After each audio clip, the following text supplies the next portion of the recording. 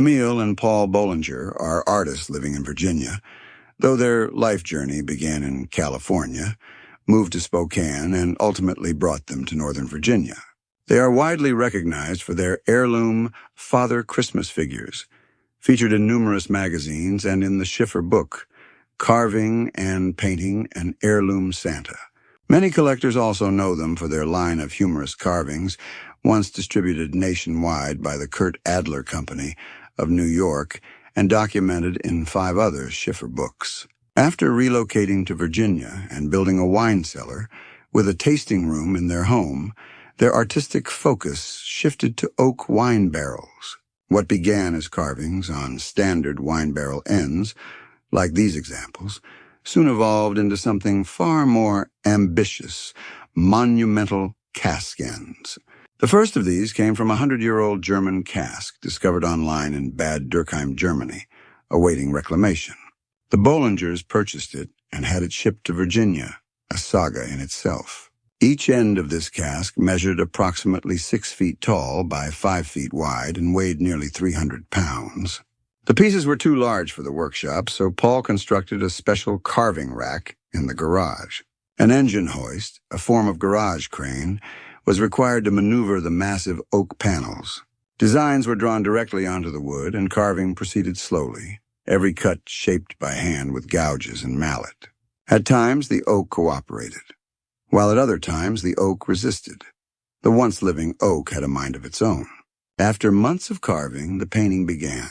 Camille, joined by friends, applied artist oils using techniques she had perfected over decades of finishing heirloom Father Christmas figures. At times, stepladders were required to reach the upper sections.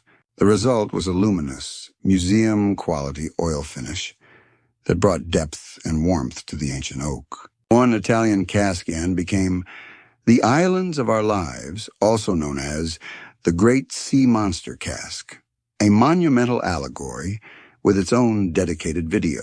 This video, however, is devoted to the cask that remembers the beloved riverbank world of the wind and the willows.